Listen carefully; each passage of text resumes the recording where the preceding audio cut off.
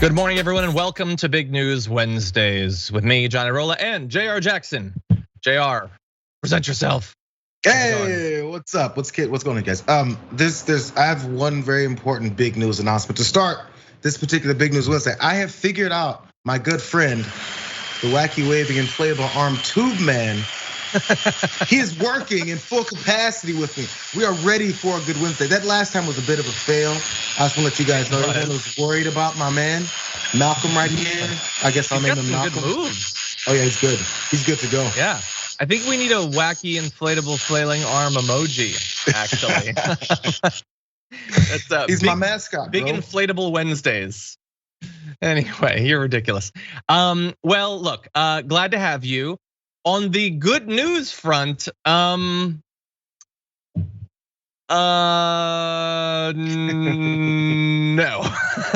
Sorry, I tried. Searching, buffer.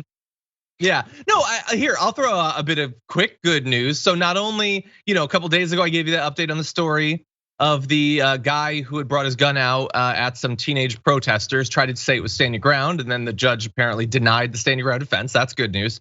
Other good news, that story that was going around last week of the free meals being canceled at a school because it makes kids feel entitled to nutrition or whatever. They have backtracked apparently as a result of the consequences. So good news. There's your balance. 30 seconds of good news, 90 minutes of well, we got that coming for you. But anyway, either way, Jayar, glad to have you here. No, I enjoy that because I wanted to do that story about that school district in Waukesha. I'm glad they figured it out. But I mean, that's what pressure does. Good. Yeah. In the bad news front, we've got a few different types. We're gonna be spending a little bit of time in Texas, something I don't recommend for anyone. But also, we've got this story coming up a little bit later on about a principal being suspended. The reason this principal was suspended is madness. And so we're gonna be talking about that, and we've got weathermen being disrupted. We've got, hey, Lauren Windsor is gonna show up on this episode. We got a whole bunch of fact checking to do when it comes to Afghanistan, because basically everything's lies and it's bad for you. So buckle up, hold on to your butts. We got a lot of news coming for you. But as we go through that, if you want to send us comments, tweets, super chat, stuff like that, we'll respond. We always appreciate hearing your thoughts, answering your questions, stuff like that. And if you wouldn't mind hitting the like button and sharing the stream, that would be great. You know what? I'm gonna get this party started by sharing the Damage Report's tweet about the stream as well in just a second. But with that said, and that shared, Jayar, are you ready to talk about some news? Let the party commence. Yeah, unfortunately, very much not a party. It's about as much of a party as every party I've ever thrown. I mean, people are here, but is it a party really? Is that the vibe? Anyway, with that, okay, team, let's do this. As of today, thanks to a combination of horrible governance in Texas and the Supreme Court's lack of action leading up to midnight of last night, Roe v. Wade effectively is done in America. That may change, there is still time, and certainly there are ways that not only the Supreme Court, but also the Democrats, who I will remind you are in charge of this country, could do something about this. But as of right now, effectively reproductive rights don't exist if you happen to live in one of the many red states who are gonna pass new 6-week abortion bans, because the Supreme Court declined to stop Texas's 6-week abortion ban from going into effect.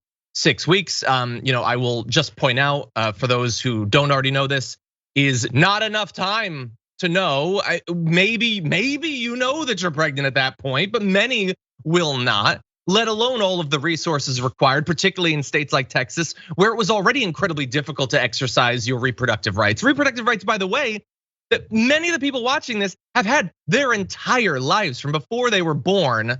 This is the progress that we're getting in America, is that being knocked out. Well, let's talk briefly about this bill. SB 8 not only stops abortion at 6 weeks, it also stipulates that any US citizen can sue a Texas abortion provider or sue a person suspected of aiding or abetting abortion services. The plaintiffs don't even have to be residents of Texas to sue Texans suspected of helping people make these private reproductive choices. And should the lawsuit prevail, the person who brought the suit will receive $10,000 plus attorney fees. So when people talk about this being a bounty, it's very specifically a bounty. It's not, any damages that were done to you, you'll get paid, or just your legal fees. It's literally, here's a cash prize if you sue an abortion provider or an Uber driver who took a woman to an abortion provider, or I guess someone that she confided in that told her, yes, you probably should get an abortion. You can get $10,000 because this is America in 2021. So look, we're gonna get into a lot of this, Jayar. What are your thoughts? Well, not even like with the incentivizing this being that way. It's more like it promotes it. This is like a different scale on this. So maybe, we had the whole Good Samaritan thought, right? If you see a crime happening, you jump in or you call the cops, you make sure things get ended. They're trying to transition this to be like, this is one of those, it's a crime in every aspect of it. And not only are you a good Samaritan if you report the crime, but you should be incentivized to go and start snooping and finding people, because what motivation do people have to get extra 10K in their pockets, especially in times like this when people are short on money and we have a lot of issues that stem from the pandemic, the economy's going down, the richest people in the country hoard most of the money. So we set up this situation where there's this need for things like this to be implemented from people's mindset of their religious point of view. Then other people who don't care about that part just be like, well, I just need some money. I'll take part in it. Like we have, it's this upside down way of approaching things. Let's incentivize people for being snitches on someone else on something that should be illegal. By the way, it is still legal in the country based off of the Supreme Court decision. But now in states, we can start implementing rules to undercut that and make people enforce it in this weird way. Yeah, well, it's still technically legal, kind of, for a very limited period of time, because assuming you even know that you're pregnant, assuming you can even get an appointment to find out for sure. Yeah, and making it about cash. That's really just the chef's kiss on this whole thing. This is really about your values, isn't it? That you're paying people $10,000 for it. And by the way, there's a lot of context that needs to be added, and this is not the only time we're gonna be talking about this, but let's also bear in mind that Texas deciding that women who've been born and lived their entire lives in a country where in theory they have these rights will now no longer be able to exercise control over their own bodies in a state that is at the head of a year-long conversation about how the government shouldn't be telling me I can't infect people with a virus. That's medical, it's private. So your medical rights are so significant in terms of masking and vaccination that will allow you to kill other people. If you want to get other people sick recklessly, if you want to potentially kill them, who are we to say that that's wrong? Oh wait, it's a fetus? No, we can definitely say you are going to have that child and someone else is gonna give it COVID. That's what's going to happen in Texas. Anyway, look, there's a lot that we gotta get to. I wanna get into some of the immediate reactions to this. Let's jump to this video. This actually lets private citizens who have zero connection to the person getting an abortion take legal action. How does this even work? Why? That's right. It means someone with no connection at all could be able to get $10,000, just as we just pointed out. It even means you could sue an Uber driver who drives someone to an abortion clinic. These are laws stricter than what we have in place for someone who would drive someone who's about to commit an act of terrorism to the place where they actually commit this act. So it's a very strict law. Right now, the Supreme Court could act on a piece of this if they take up what would be an emergency application from several of those Texas abortion providers, but they did not act overnight, so it does go into effect. Yeah, so they could decide to do something, they chose not to. Let's just bear that in mind, Jayar. It's not like they woke up this morning like, I knew there was something we were supposed to rule on. And maybe they will. But there are 7 conservatives effectively on the Supreme Court. Yeah, it's possible that they're trying to go ahead and, it's possible they could be going and trying to test the waters and see what the reaction could be. I don't think that's something the Supreme Court generally does. They seem pretty disconnected from the rest of society and opinions and thoughts and everything that come across the board when it comes to stories about political events and agendas and decisions and executive orders and legislation. It seems like they're separate from that most times. But I wonder if in this case, it's a testing of the waters to wait and see if this is really something that they want to do, or if they want to take it up and then become part of the story. Because eventually you're gonna have to. Is what Donald Trump was talking about the whole time, and trying to implement as many conservative justices as possible so we can go ahead and start changing things. They were setting this up when Trump was like in his second year of office. Let's keep it real. States like this were like, oh, we can't wait. We can't wait. We have legislation we're gonna tee up to make sure it's extraordinarily limiting, to make sure we have a pushback on this and see what happens. Now we're here. Yeah. So we're here. People knew this was coming. Obviously, when Trump gets 3 Supreme Court nominees in 4 years, like how many times? Like we've had guests on that were terrified of this in the run up, and now it's here. Like you get 50 years of reproductive rights, and and again, I'll just point out, how stupid are we to believe that? Well, there's struggle, but things are getting better. Yeah, for some people, but in other ways, we're more backwards than we were a half a century ago. And by the way, Jayar, I don't know if you, and I'll say this to the audience too, I don't know if you've been spending much time on Twitter this morning. First of all, don't. But if you do, you might have seen that there's a lot of finger pointing going on, a lot of trying to assess blame. So there's a bunch of people that are like, if you in 2016 didn't prioritize, getting someone who's going to appoint liberals to the Supreme Court, it's your fault. Then those people point back and say, hey, Biden could do something. He could expand the court. He could whatever. And they're yelling back and forth about who is to blame. Here's the thing: when it comes to American government, this isn't Highlander. We're not trying to find the one person who's responsible. Lots of people are responsible. Lots of people are to blame. Biden totally could do stuff right now. The Democrats could do stuff. First of all, they could give a damn about state government. They could try to make it so that Texas, which does not necessarily have to have a Republican government, might flip at some point. And then we wouldn't get things like the election bill and like this. They could do that in many different states. Biden could expand the court. They could get rid of the filibuster. So this is on Biden, this is on Manchin, this is on Sinema, is on a lot of people. And it's also on the people who haven't given a damn about the Supreme Court for like a decade now. 100%. When you tell people it doesn't matter, some people are gonna believe that. And here's the thing, you saying it doesn't matter doesn't make it not matter to the people whose rights are gonna be stripped away.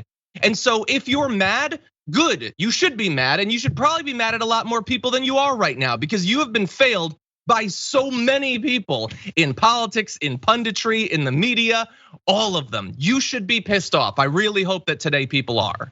Well, we'll see, but then that's the thing. It's a hard thing is for them to find the culprit. That's the real problem. Because also part of the 2016 people were talking about when Trump came in office and how many Democrats, progressives were disillusioned by the system after what happened with Bernie Sanders and in the primaries and Hillary Clinton and all these. There's so many factors, as you said. So people do get turned off from politics sometimes, because then, as we're seeing right now, let's go back to present. Okay, fine, forget 2016. It's 2021, and Joe Biden had all these promises that he made with progressives and things that he said he's gonna push forward that would have more equal measures throughout the country for things like this. As you don't do these things, we're talking like student loan debt, things like that. As you don't do these things, those are completely separate, am I right? Those are different issues.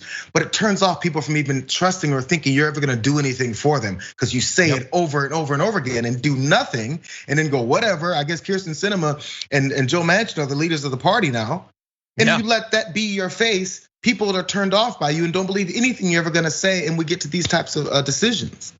Yeah, look, the fact that the Supreme Court is allowing the 6-week abortion ban is not just floating in the ether crazy. It is obviously directly contravening past Supreme Court precedent.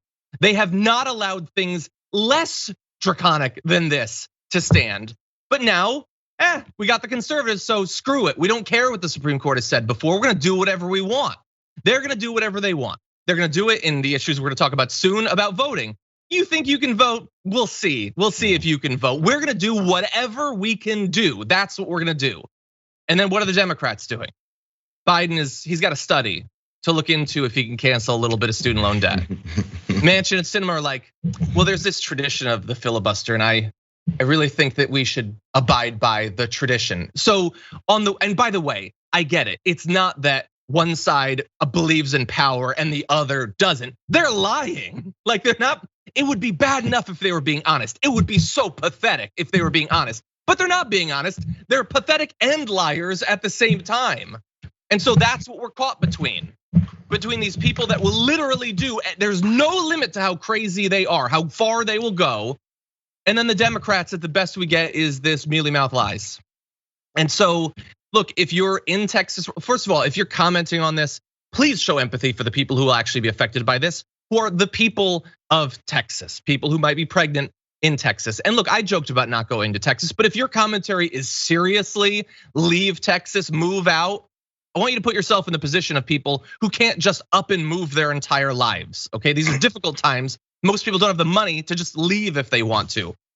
But on that note, about the money, if you can give, the Texas Equal Access Fund is raising money, matching donations up to $10,000. You can go to tfund.org/NTX Giving Day, tfund.org/NTX Giving Day, the Texas Equal Access Fund, to make sure that the people who desperately need the resources to exercise their reproductive rights in Texas will be able to do so. So that is something you can do today if you're as angry as I am.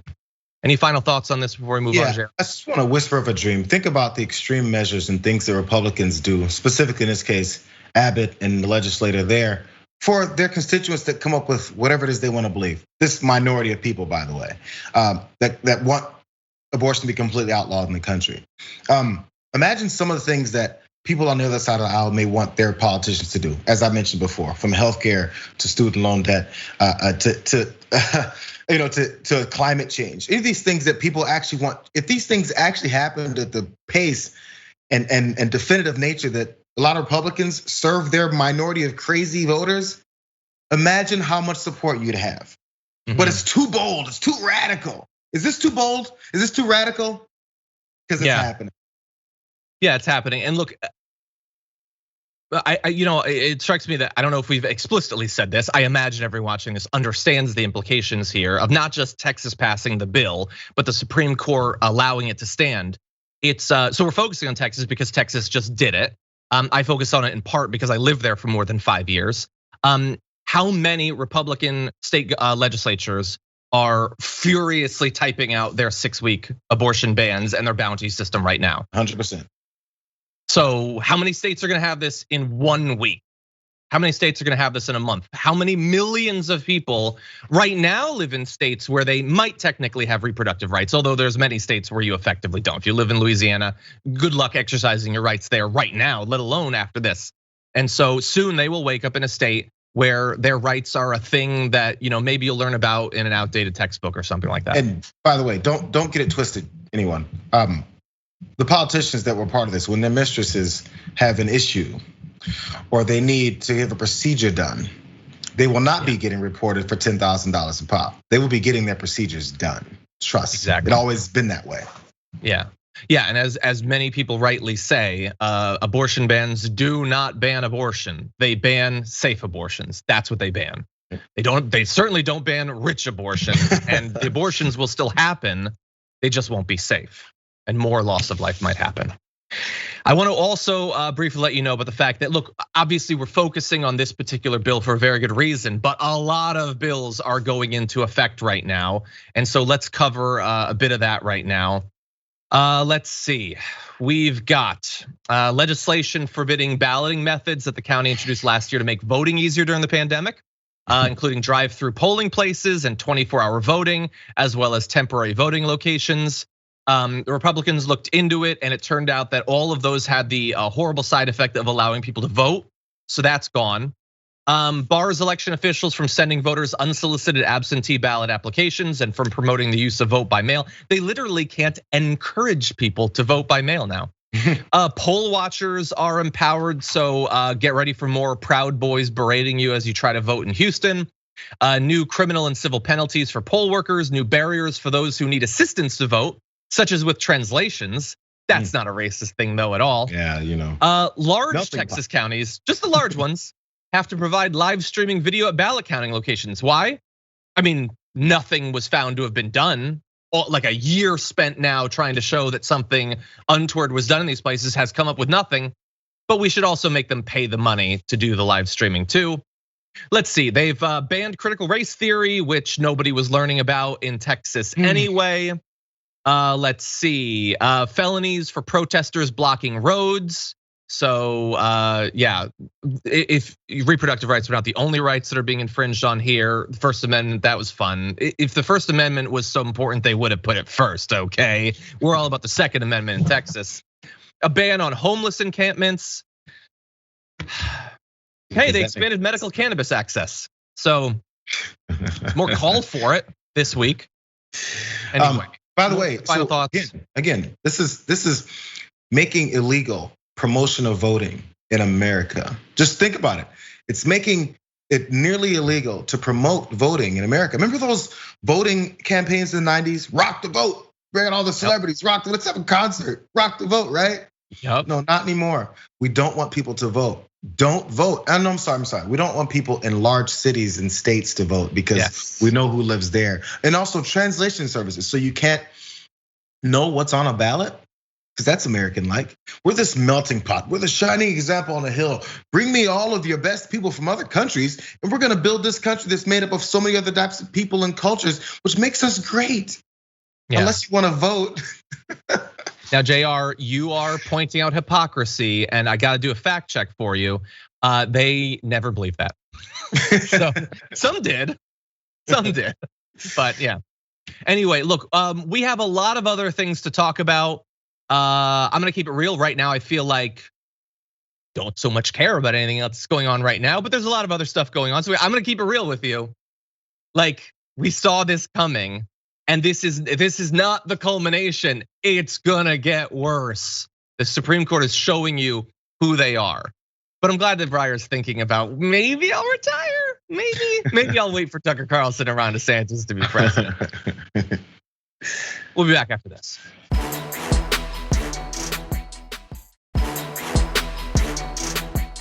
Anyway, with that, Jayar, why don't we get into some fact checks? Well, I mean, we're fire breathing dragon today. I guess you should make it happen, John. We're gonna change your name, bro. Yeah, I guess we are. Okay, let's do this. There's been a lot of nonsense being spread as the US has pulled out of Afghanistan. I want to do a bit of fact checking about some of this. So the most important one, perhaps, has to do with a video that's been going around of what appears to be a person being hung from a Black Hawk helicopter in Afghanistan. It's spread everywhere on the right. You can see senators like Ted Cruz retweeting the video, saying this horrifying image encapsulates Joe Biden's Afghanistan catastrophe. The Taliban hanging a man from an American Black Hawk helicopter. Tragic, unimaginable.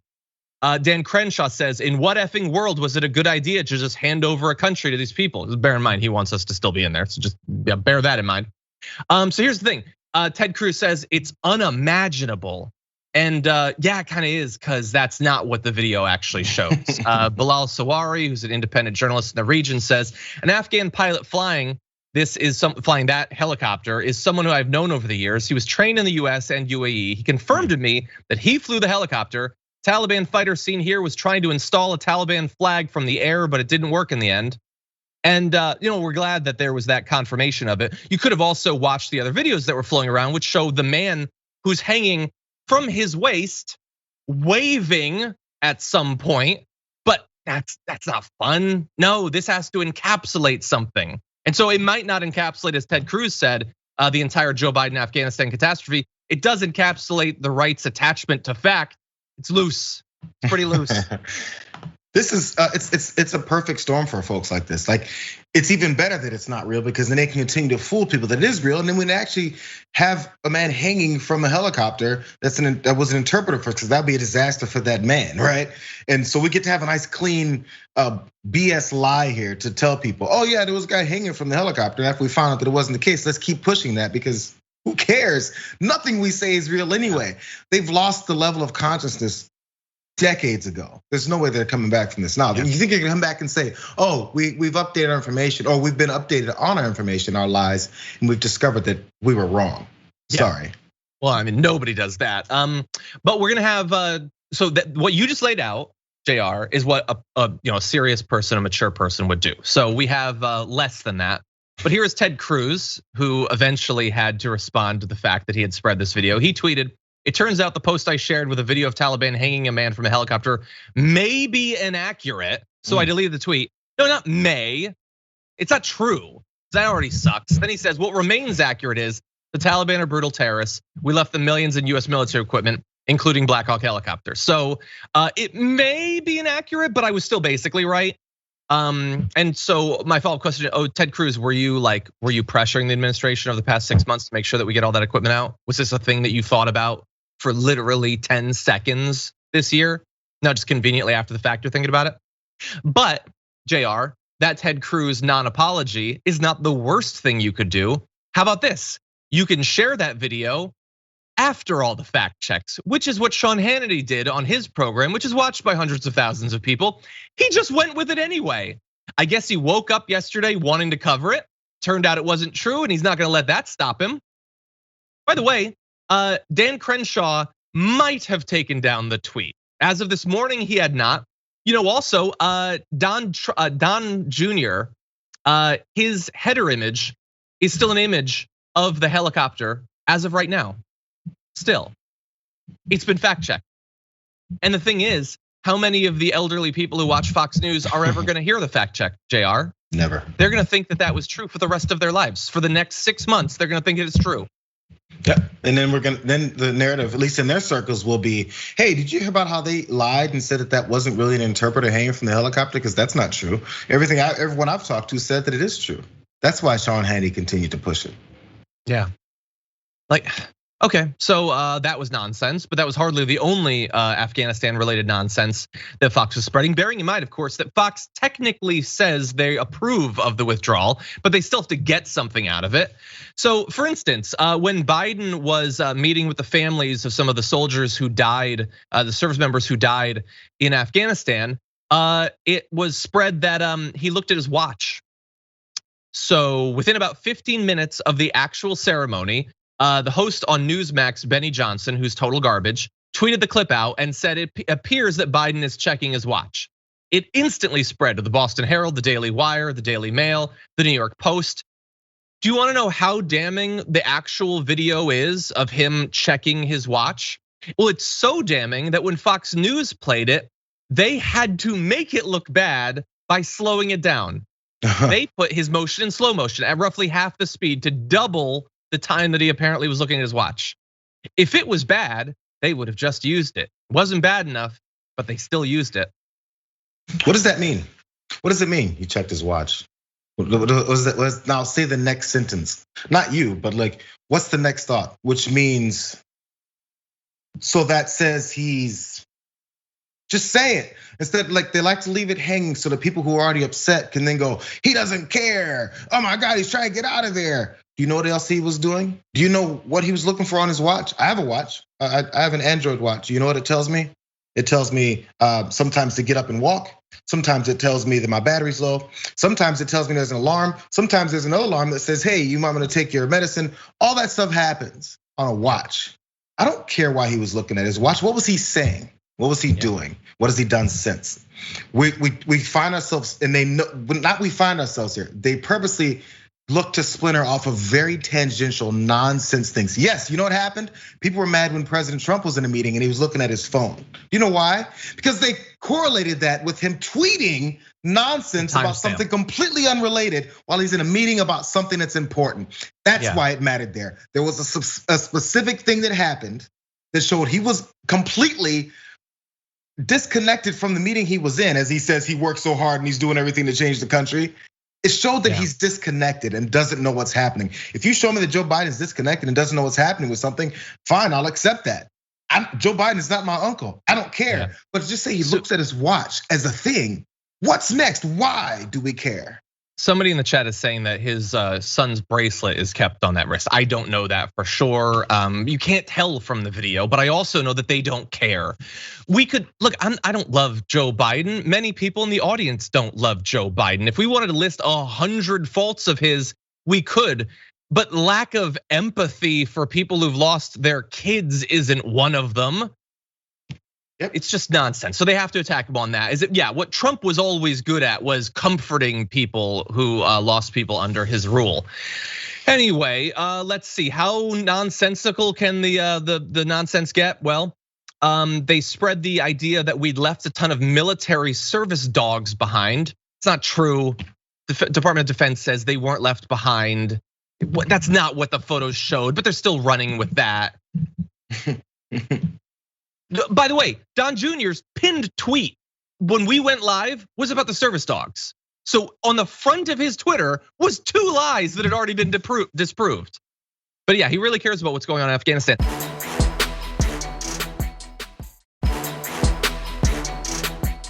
Anyway, look, I want to get to the most, I guess, substantive lie that's being spread. And honestly, it's one that I bought, at least as of yesterday. I'd heard this number thrown around, so I thought it was true. The idea of the dollar value of the weapons and vehicles that were left behind, you've probably heard this thrown around, this $83 billion. I thought that was actually true. It's not. Technically, $82.9 billion is the estimate for all spending on the Afghanistan security forces since 2001. So everything that has been spent, literally housing people, food, all of that is that. Now, back in 2017, Government Accountability Office report estimated that about 29% of the funds that were spent between 2005 and 2016 went to actual equipment and transportation.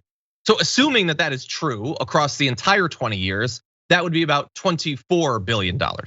And bear in mind, it's still a lot of vehicles. Between 2005 and 2016, US taxpayers paid for about 76,000 vehicles. That's 43,000 Ford Ranger pickup trucks, 22,000 Humvees, 900 MRAPs, 600,000 weapons, and more than 200 aircraft.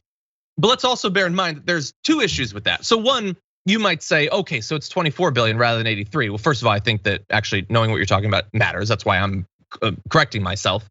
But also, even that's not technically true because many of those vehicles were bought almost 20 years ago. They're not still in service. They don't have the maintenance to keep them going, even if they were now. And many, by the way, were actually destroyed in the run up to us leaving. So General Kenneth McKenzie announced that the military demilitarized 70 MRAPs, 27 Humvees, 73 aircraft, saying those aircraft will never fly again. They'll never be able to be operated by anyone. So that doesn't matter, John. Nonsense. That's such a weird fact that the military people have a process in place that if they leave equipment that it's useless. Oh my God, I guess you're gonna make up something else now.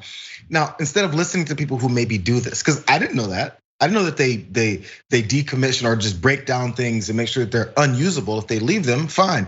But you know what question isn't gonna get asked after we hear about $83 billion over the 20 years in Afghanistan? Why?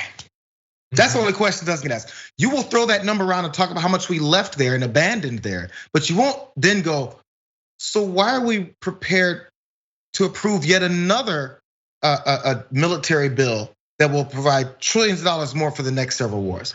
Yeah. Are we ready to ask those questions next? Because we're asking questions about how much we just wasted. Let's finish the conversation. Are we gonna waste it again? Yeah. Are you gonna vote to waste it again? Yes. Yeah, they're already proposing raising the military budget. Absolutely. So we subtract a war, we raise the budget. Makes sense to me. And we complain about the money we spent only because of the way we came out. That's the only time we worry about that. Exactly. Yeah, and about like if anything fell into the hands of the Taliban, I hate it. But there's a few inconvenient facts about that narrative that they do not acknowledge. One, the weapons were not handed over to the Taliban. They were handed to a military and a government that was supposed to be able to stand. It didn't, but I got news for you. Without any of that stuff, there was no chance that it was going to. There was at least a chance.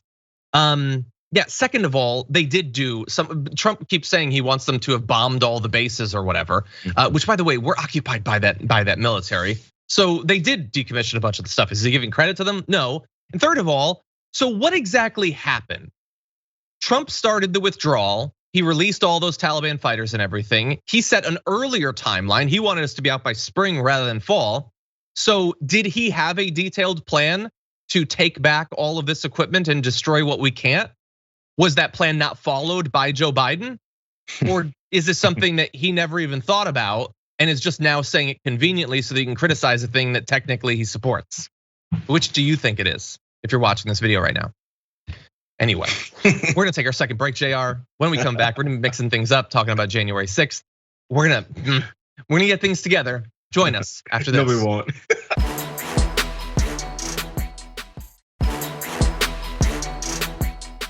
Okay, with that, oh God, I forgot about this. Let's move into this video. These telecommunications companies, if they go along with this, they will be shut down, and that's a promise. Good, I hope they're afraid of you. They should be. They should be. They should be. But why should telecommunications companies be afraid of Marjorie Greene? Well, she is threatening to shut down some of the largest corporations in the country, in the world, if they cooperate with the commission that's looking into January 6th. And you might say, well, who cares what she says? She's just a crazy. Well, yes, you're right, but it's not just her, as we'll get to. But what is this really about?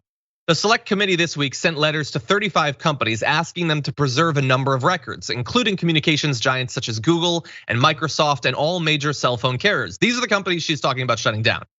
They also included requests to encrypted messaging app Signal, right-leaning social media networks such as Parler, and more fringe websites such as 4chan and Gab.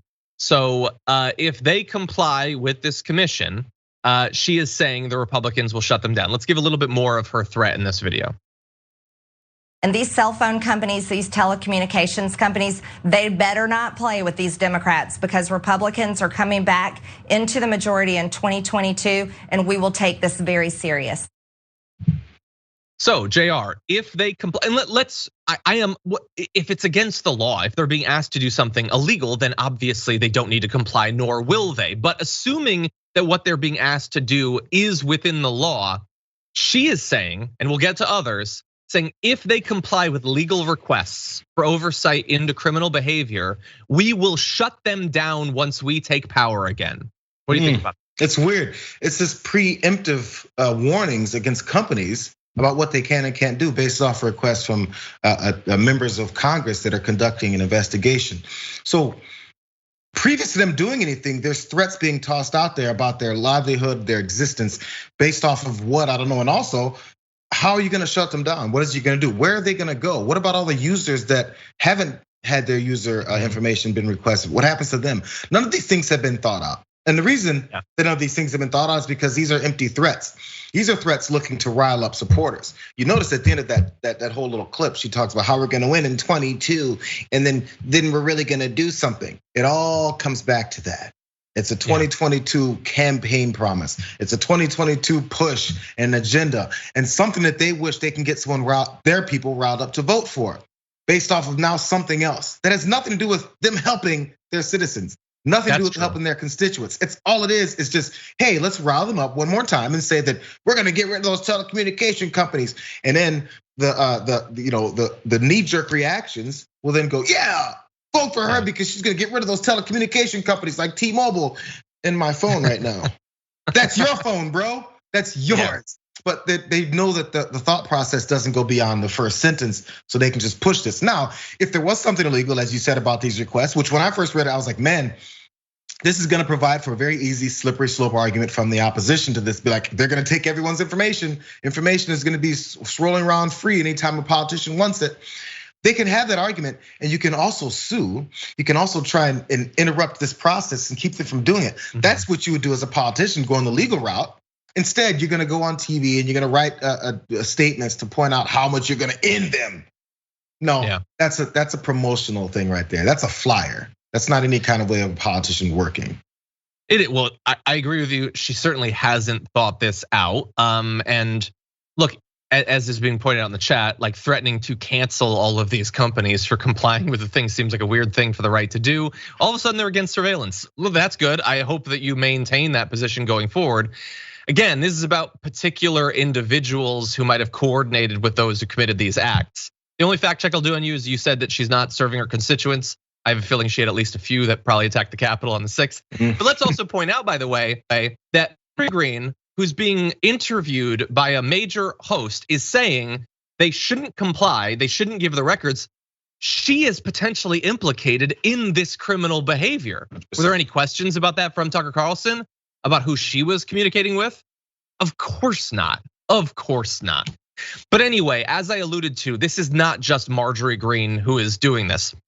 Kevin McCarthy, leader of the Republicans in the House, said if these companies comply with the Democrat order to turn over private information, they are in violation of federal law and subject to losing their ability to operate in the United States. If companies still choose to violate federal law, A Republican majority will not forget and will stand with Americans to hold them fully accountable under the law. What does that mean? Now they asked him, I'm shutting down, they can't operate. But he was asked which law they were gonna be breaking, and he did not cite a law. Yeah, he didn't say any particular law. Bro, that's why I said it. It means nothing. There's nothing to it. And again, what was at the end of that other statement? When the Republicans get the majority, we will do this, we will do that. It's a campaign. It's a campaign stop. This is a campaign event. Go on, put out a statement, go on TV and say, you're gonna shut them down. This is not based in any kind of reality. It's not based on anything they say they can and will do because they may have said so. And if you can do something, do it. There's legal avenues you can go down. They don't want to talk about that because that'll be something that doesn't rile up their stupid base. Their stupid base has to think further than just one statement. So that's where they are. Exactly. Yeah, and look, again, maybe it's just baseless. Maybe it won't affect any of these companies. But look, and by the way, Kevin McCarthy is not that much more serious of an individual or political actor than Marjorie Greene, but he is Republican leadership. So you have Marjorie Greene go on Fox News to say the crazy thing she has to say, and it is basically indistinguishable from what the leadership of the Republicans in the House are saying. 100%. So supposedly on some things, there's like this divide between them. This seems like a pretty substantive one. Neither of them wants any answers about what happened on the 6th. Because there's still the chance that more is gonna happen. We were just showing the video of Madison Cawthorn yesterday, effectively saying we have plans to call you back to DC again. Like we are trying to avoid another January 6th. When I say we, I mean some people, not these people, obviously.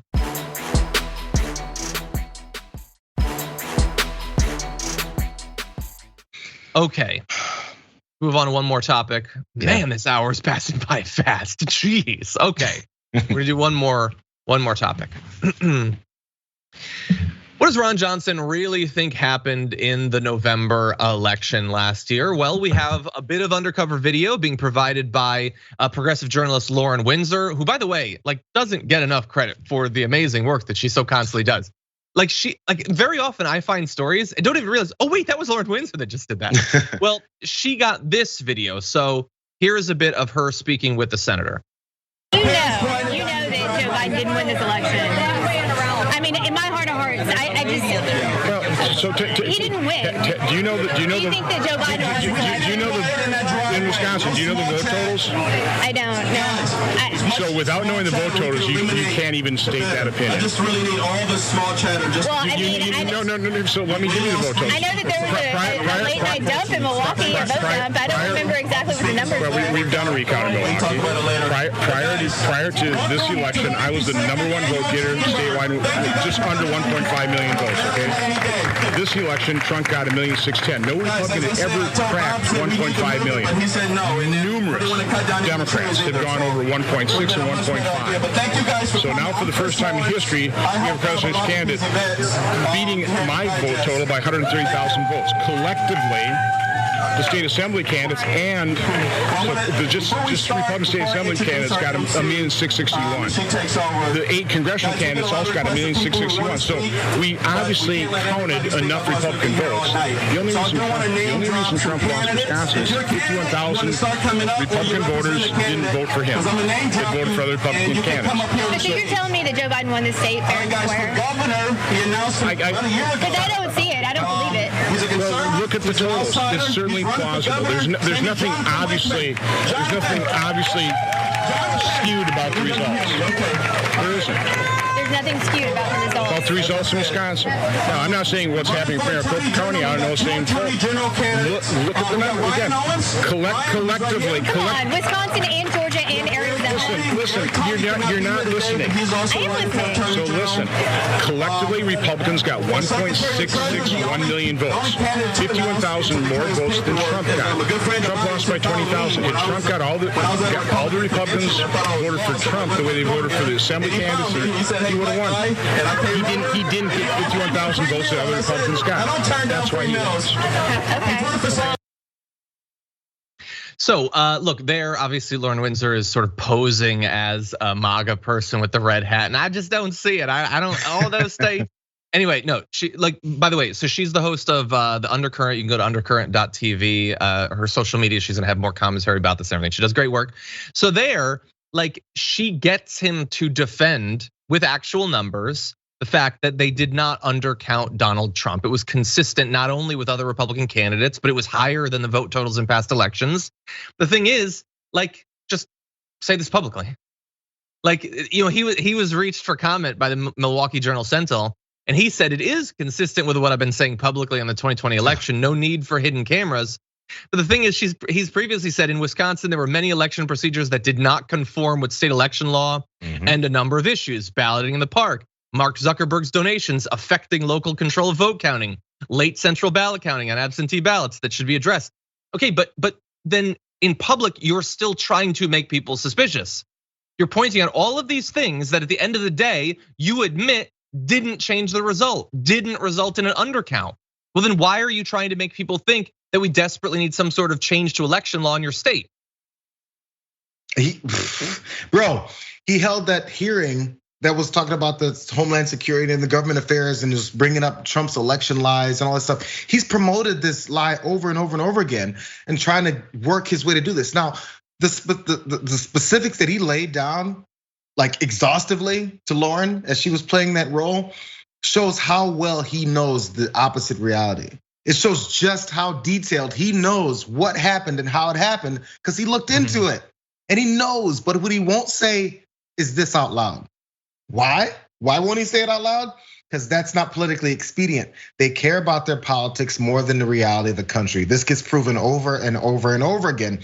Also, by the way, they're pushing all these audits of their states. The committee that he's a part of approved that what is a $680,000 budget for an official probe into some of these states' 2020 election results. Whose money is that? $680,000 for probes into these election results when the guy who's part of approving it knows it's BS. Yeah. He knows it. He doesn't care about the money. We're talking about these frugal Republicans, they're conservatives, but the tax and spend Democrats just don't do all this money. They're wasting our money away. $680,000 for an obvious lie that he says is a lie to someone who's telling him that same line of attack. He was exhausted by how stupid she was being like any other MAGA. He's like, you're not listening to me. You're not listening to me. Yeah. So a lot of money. You're tired of people lying, huh? Only in private, but not in public. You're embracing them when it's public. Yeah, and as we said before, she's playing a character there, it was necessary to get the information. I couldn't do it. She's great. Yeah. A lot of money being spent on that. Think about how many bounties they could pay for with that. But anyway, look. So obviously we're critical of him, but look, to the extent that he'll admit that the election wasn't stolen, I understand that when this video came out, a lot of people's response, libs, their response was, let's make it go viral and hurt him. But okay, obviously we have issues with a number of the things he said and done, but the fundamental willingness to accept that it was actually fair, I want that to go viral because maybe it'll convince people, not just to hurt him. I care more about people respecting and caring about democracy than Ron Johnson. I think few people really care about Ron Johnson. Oh no, so anyway, they'll just turn on him. There's no way they'll change their minds. No, probably. He's been bought by Biden is what'll happen. Yeah. Anyway, we have less than a minute. I'm gonna read one or two quick super chats with the time we have remaining. Angie says, my body, my choice. When it comes to wearing a mask or getting a vaccine, it's all about personal freedom, but not for women. Shame on everyone involved. Talking about what's going on in Texas, obviously. Nana says we were Orwellian to require masks, vaccines, and quarantine, but they'll pay a snitch for info leading to the capture of a person involved in abortion.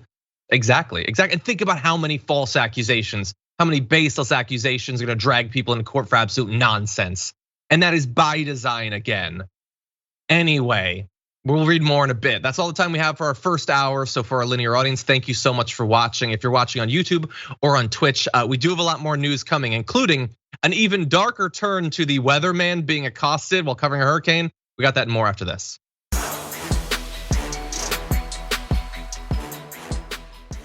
Thanks for listening to the full episode of The Damage Report. Support our work, listen ad-free, access members-only bonus content, and more by subscribing to Apple Podcasts at apple.co/TYT. I'm your host, John Adarola. I'll see you soon.